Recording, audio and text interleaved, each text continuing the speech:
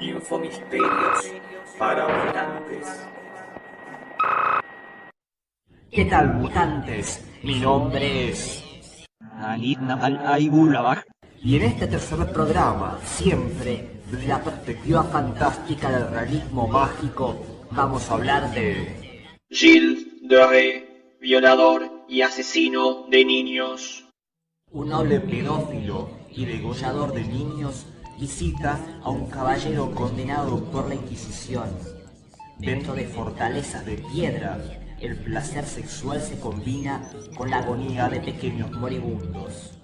Un Fausto infantil dilapida su fortuna y busca la solución a sus arcas vacías en la magia negra. Por medio de la inmolación de pobres criaturas, un varón desesperado desea obtener la piedra filosofal. Al final, el más grande de los asesinos en serie de la historia de la humanidad era un cristiano devoto.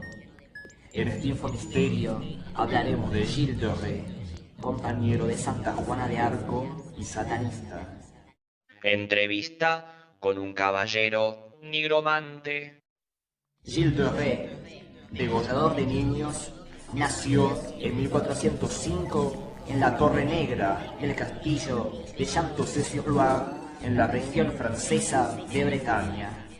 Huérfano a los 11 años, lo cría su abuelo materno, Jean de Grand, hombre de inmensa fortuna y brutal, con quien participó en numerosísimos actos de banditismo. Como Gilles de Rais reconoció ante el tribunal que lo condenaría por sus orgías homicidas, Hice, para mi placer y voluntariamente, todo el mal que pude. a los 22 años, Gilles de Rais conoció en la ciudad de Anjou a un caballero encarcelado por la Inquisición. El prisionero poseía un grimorio. Gilles de Rais, intrigado, mandó que se lo leyeran. Nada se sabe sobre su diabólico propietario, a quien devolvió su manuscrito. Pero a partir de entonces, Gilles de Rais invocará con asiduidad a Satanás. Así quedó documentado en el proceso que conducirá a Gilles de Rais a su ejecución. Desde su juventud había cometido y perpetrado grandes y enormes crímenes. El monstruo. Gilles de Rais llegó a ser mariscal de Francia con tan solo 25 años de edad. Entre 1427 y 1429 participó en campañas militares contra los ingleses, destacándose particularmente durante la liberación de Orleans junto a Juana de Arco. Estas guerras para él tuvieron sin embargo su encanto, así las describió un arzobispo de Reims. Apresaban a los campesinos, de lo cual quedaban mutilados y mentalmente trastornados. Los arrojaban a fosos, a lugares sórdidos llenos de gusanos. A unos los tostaban al fuego, a otros les arrancaban los dientes. La caballería cristiana de la época mantenía prácticas aberrantes y atávicas de los berserkers y de tribus germanas como la de los taifalos, que se abandonaban a las borracheras y la pederastia y en su delirio psicótico arrancaban la piel a sus enemigos. En 1432 muere su abuelo y Gilles de Rais hereda una inmensa fortuna. Se dedica desde entonces a la matanza de niños, en su mayoría del sexo masculino y que tenían entre 7 y 20 años. Las fortalezas del criminal se alzaban como moloch grisáceos y en cada una de ellas había una cámara secreta para tormentos digna de la imaginación del marqués de Sade. Los cómplices en estas orgías homosexuales eran André Buchet, Jean Rossignol, Iquet de Raymond, Robin de Romulard, Poitou, Henriet y dos primos arruinados. Silet, otro de los malhechores, proveía a los niños, criaturas pobres a cuyos padres se prometía el bienestar de sus hijos. Antes de dar inicio a la fiesta sangrienta, los amigos se saciaban con alimentos finos y bebidas fuertes. Los niños eran introducidos en un aparato abominable o eran colgados por el cuello con ligaduras y cuerdas a un gancho. Con el cuello dilatado, los gritos quedaban reducidos a un estertor. Gilles de Rais, transcurrido un rato, mandaba bajar al niño y lo acariciaba asegurándole que no le haría daño. Luego, por la fuerza, obtenía un placer violento y entre todos, durante la orgía, infligían a la víctima distintos tormentos. Gilles de Rais Daba contra los niños su virilidad, se deleitaba e inflamaba de tal modo que criminalmente y en forma adversa a la normal surtía sobre el vientre de las pobres criaturas. Las celebraciones macabras finalizaban con la decapitación del niño. Gilles de Rais, borracho, se abrazaba al vientre de la víctima y se deleitaba viéndola morir mientras reía. Luego se derrumbaba como un plomo y sus servidores limpiaban la cámara secreta, lavaban la sangre y quemaban el cadáver en la chimenea. Las orgías de Gilles de Rais coincidieron con los sacrificios de los aztecas. Un Fausto infantil. Gilles de Rais, que se jactaba de sentir placer con el asesinato de los niños al ver cómo se separaban sus cabezas y sus miembros, se conmovía hasta las lágrimas con el canto gregoriano y costeaba grandes representaciones teatrales.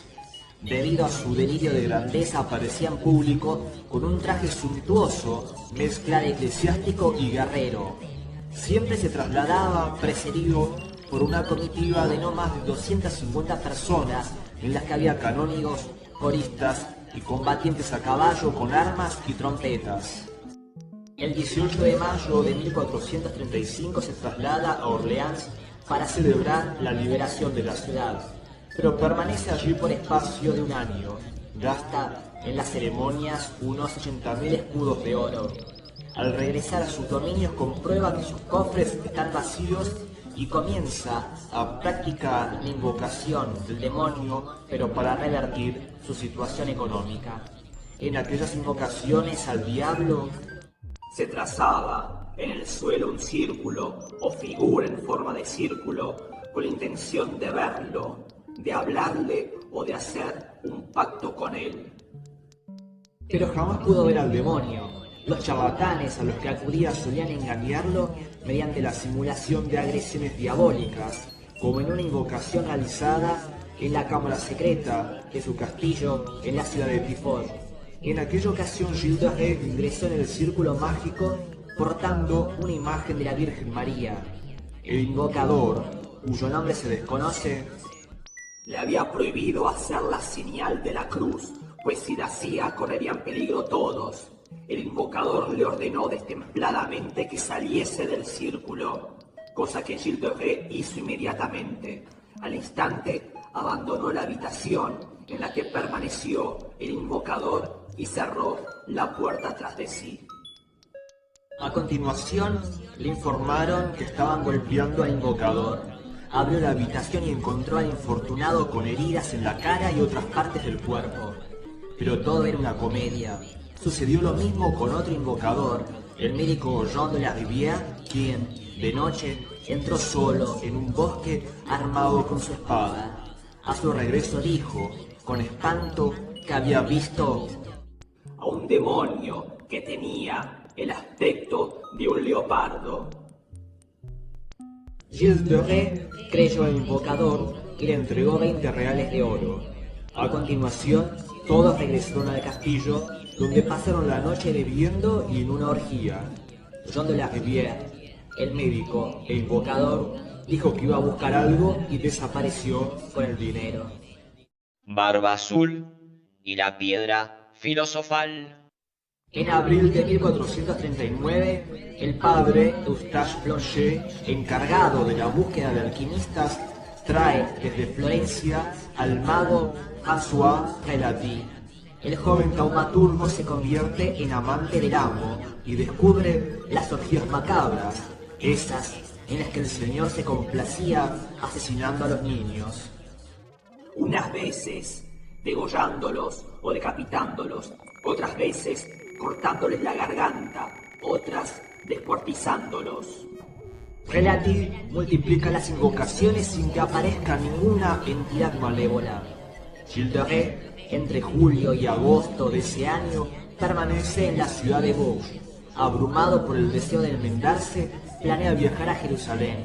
Sin embargo, el hechicero, que conocía sus dudas, le envió un recado de parte de Baron, su demonio personal.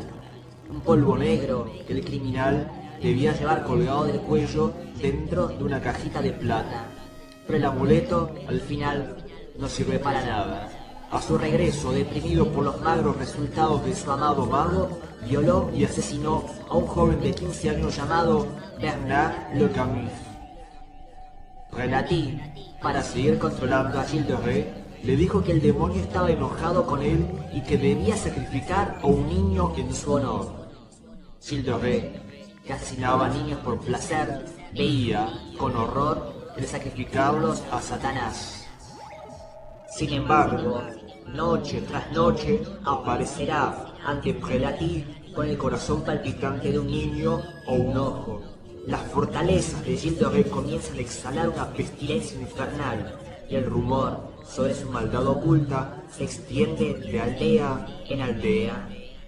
En diciembre llega a Tiffauges el futuro Luis XI y manda a destruir los hornos donde Prelati, junto a otro hechicero llamado Jean Petit, ensayaban las fórmulas alquímicas obtenidas mediante invocaciones diabólicas y sacrificios para fabricar la piedra filosofal y llenar nuevamente las arcas vacías de su amo. Acorralado por sus deudas, Gilles cometió el error de secuestrar, al final de una misa, al hermano de Geoffroy Le Pharaon, tesorero del duque de Bretaña, a quien le había vendido un castillo que deseaba recuperar. Esto fue una insubordinación contra el duque y contra la inmunidad eclesiástica. El 15 de septiembre de 1440, los hombres de Juan V, duque de Bretaña, atraparon a Gilles en Machecoul, junto a sus cómplices Prelati, Blanchet, Henriet y Poitou. El episodio había desencadenado el mecanismo judicial relacionado con la desaparición de niños. Dichosa culpa. El 8 de octubre lo acusaron de haber invocado al demonio, de estrangular y violar niños. Al día siguiente fue excomulgado. El 22 de octubre reconoció, entre otras aberraciones, que a veces preguntaba, mirando las cabezas cortadas: ¿cuál de ellas será más bella? ¿La cabeza cortada en aquel instante o la de la víspera u otra de la antevíspera? Y muchas veces besaba la cabeza que más le gustaba y se deleitaba con ello. Cuando se pronunció la sentencia de muerte, el arrepentimiento de Gilles fue tan vivo que sus lágrimas conmovieron al auditorio. Fue acompañado hasta el cadalso por una procesión de todo el pueblo suplicando por su alma. Luego de ahorcado, su cuerpo fue lanzado a la hoguera, pero unas damas lo recogieron antes de que se quemara y lo pusieron dentro de un ataúd que fue llevado hasta su última morada en la iglesia de los Cármenes de Nantes. Según las declaraciones estenografiadas, cometió sus crímenes siguiendo el dictado de su imaginación, sin consejo de nadie y de acuerdo con su propio sentido, solamente para su placer y deleite carnal. Y no se olviden de darle me gusta y de suscribirse.